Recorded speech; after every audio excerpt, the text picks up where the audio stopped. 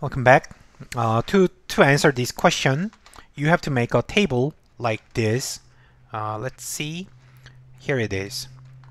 By the way, here is W bar. The upper bar overlaps with tables line, but imagine it's of course it's W bar and Z bar. So I think it wouldn't be a problem.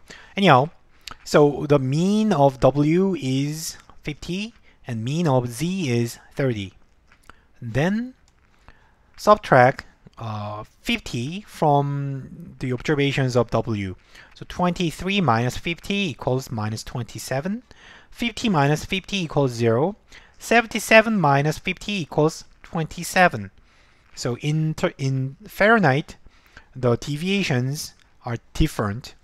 And GDP per capita, 35 minus 30, the mean is $30,000, so 30 is subtracted, so 5. 40 minus 30 is 10. 15 minus 30 is minus 15. You have these two series of deviations. Now multiply them. Multiply each pair. Then you get minus 27 times 5 equals 0 times 10 equals 0. 27 times minus 15 equals minus 405. So you have three numbers, three observations of the cross product of deviations. Then sum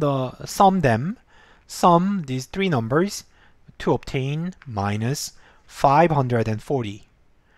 Finally, the covariance is the sum divided by n-1.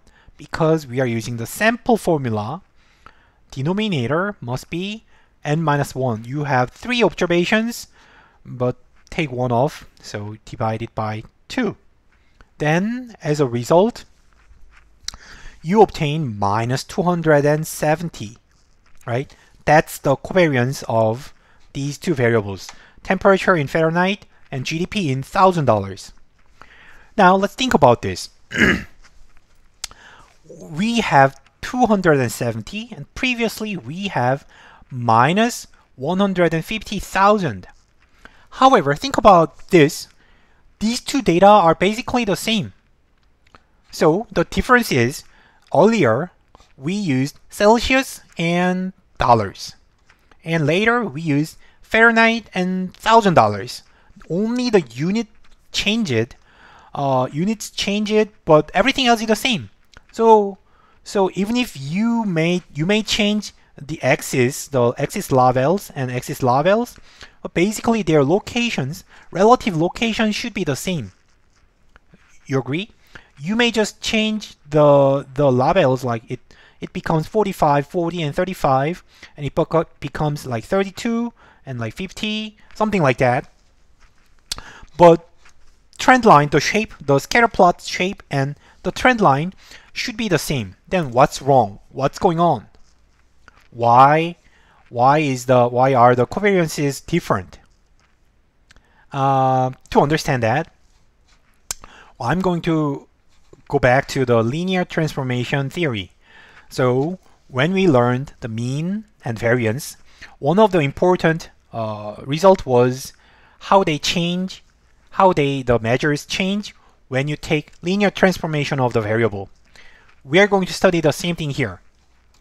W is temperature in Fahrenheit. X is temperature in Celsius. So the transformation from X to W is a linear transformation, right? Multiplying 1.8 and then add 32. Similarly, Y was GDP per capita in dollars, and Z is GDP per capita in $1,000. So its transformation is simply taking out 3 zeros or dividing it by 1,000. So it's also linear. There is no additive. The additive constant is 0. Anyhow, multiplying one number is a linear transformation. Then as a result, what we have is, so now compare. After the transformation, we obtained minus 270 before the transformation, minus 150,000. The relationship behind them is this. So first, you have to multiply the multiplicative constants. You multiplied 1.8 to x, and you multiplied 1 over 1000 to y. They have to be reflected in covariance. However, additive numbers disappear. They don't matter. It's exactly same as the variance. Remember, in variance, when you take the linear transformation, the multiplicative number was squared and additive number disappeared. So the squared can be generalized by this form. So they are multiplied, but you have to multiply two multiplicative numbers because there are two random variables involved. And additive constants have no effect. This is the relationship. Now, if you plug in the numbers, you are going to get these numbers. So if you plug in minus 150,000 here, then you are check if you get minus 270. Of course, you have to. So in general, this is the generalization. Consider the general transformation, linear transformation relationship between original variables and new variables.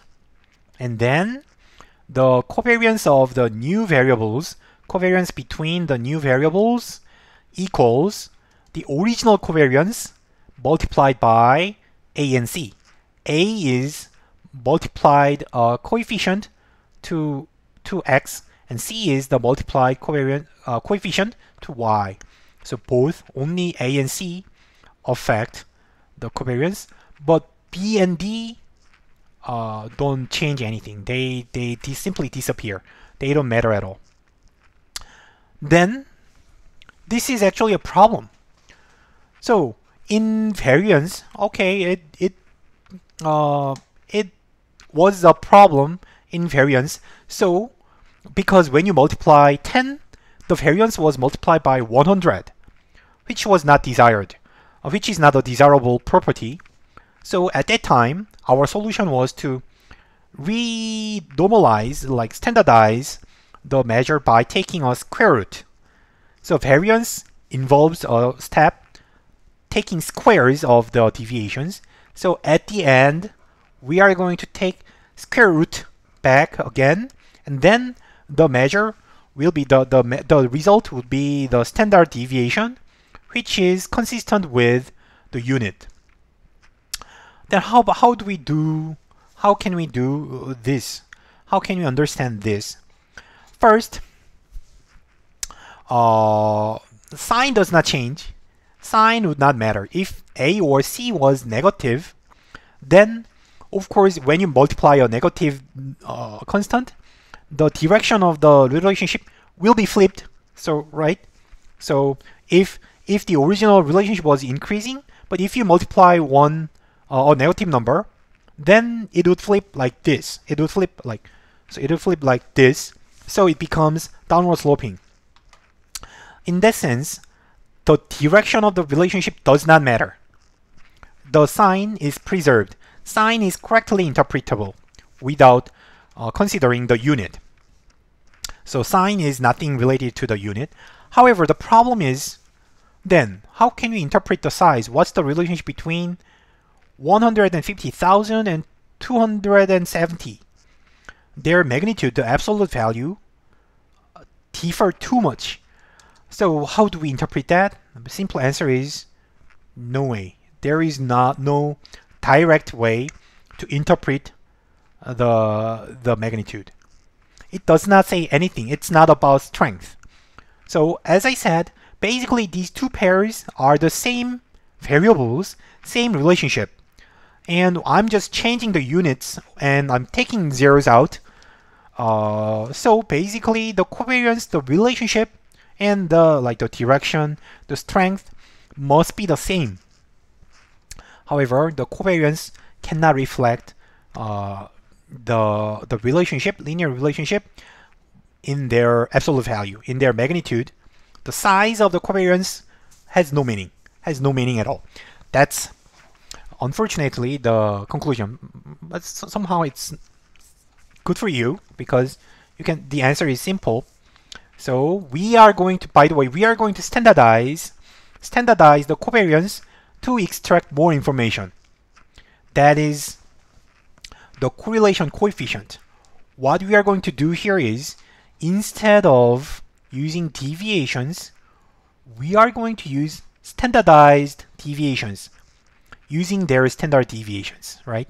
So remember, we already used the information of x and information of y in their mean, right?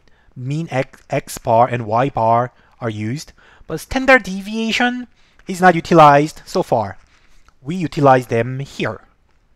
So if you replace the deviations to the standardized deviations, then you get correlation coefficient. So in this place, we did not have standard deviation, but now we put it here. Standard deviation is divided here too, and everything else is the same.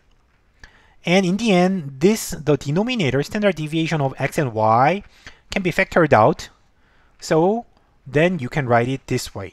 So in the end, the correlation coefficient equals covariance standardized by both standard deviations, right? So you divide the covariance by standard deviation of x and then standard deviation of y, right? Then as a result, what's nice about this is this correlation coefficient always lies between -1 and 1. So its unit is fixed, between -1 and 1. So it is standardized in the sense. So it captures the strength.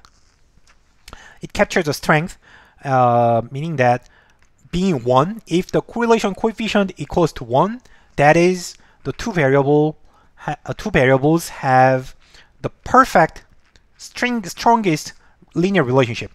Two random variables line up in a perfect straight line. That's when correlation coefficient equals to 1. -1 is also a straight line, but it's downward sloping. So +1 and -1 implies that the two random variables have a perfect, their scatter plot makes a perfect straight line.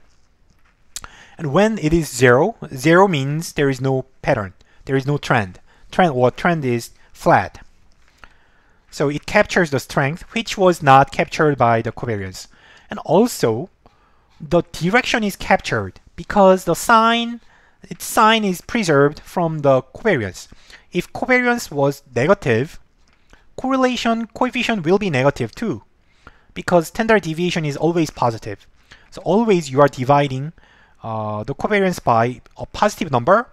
So the result is also, the result should have the same sign as the covariance. So if correlation coefficient is negative, that means the two variables have negative relationship, or the trend line is downward sloping. And if the correlation coefficient was positive, that means the trend line is going up. And it's unit-free.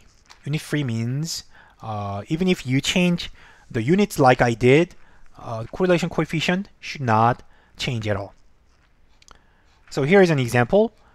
Correlation coefficient is 0.5 here and 0.9 here. If it equals to 1, it will be just perfect line, but at 0.9, it's a strong relationship, but still there is some deviations. But deviations are quite small, and the trend is more clear, stronger than lower correlation coefficient. As the correlation coefficient approaches to 1, the deviation, the noise will be more dominant. And these are examples of perfect linear relationship.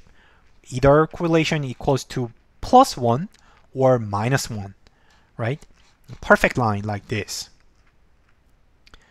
And like one more warning again, still we cannot handle nonlinear relationship. We only consider linear relationship. So when correlation coefficient equals to 0, you can think about a flat trend line. There is a trend which is flat, so its slope is 0.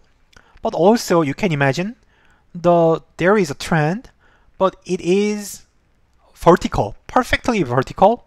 So in theory, its slope should be infinity. But when you in numbers, you cannot obtain infinity, so it will be 0. You are going to see 0 correlation coefficient in this case. And this is another case where you will get 0 correlation. There is no pattern. There is no pattern, or it's messy. There is no pattern. And finally, nonlinear relationship could be the reason for 0 correlation coefficient. So there is a perfect nonlinear trend here, very beautiful line, but it is not linear, so not a straight line. So when you use linear relationship models, you are going to you will end up with a flat line. This is the best you can do with a straight line trend. There is no way, if you fit like straight line here, then there is too much error here. You cannot fit this way, so in the end it will be flat. So then it looks like the correlation equals to 0, but actually the correlation is, there exists some correlation, but the correlation coefficient we consider cannot handle this. So keep that in mind, be cautious. Okay, okay, let's do this. So in our previous example, we know that the covariance was minus 150,000. To convert this covariance into correlation coefficient, what you need is just their standard deviations. If you calculate their standard deviations, 15 or 30,000 something, you may calculate the correlation coefficient simply by taking the ratio of covariance divided by the multiplication of two standard deviations. Then you get minus 0.7559. So the correlation coefficient is also negative, obviously, and its strength, the strength of the relationship is 0.755. You may interpret it as like 75%, but people don't say it like that. So the correlation coefficient is 0.75, minus 0.75. Now let's try this. This is the transformed data with different units, and we used this linear relationship. Can you calculate the correlation coefficient for this guy? Just an exercise, I'm going to continue in the next video. Try this and make yourself familiar with linear transformation again, and I will come back with its answer.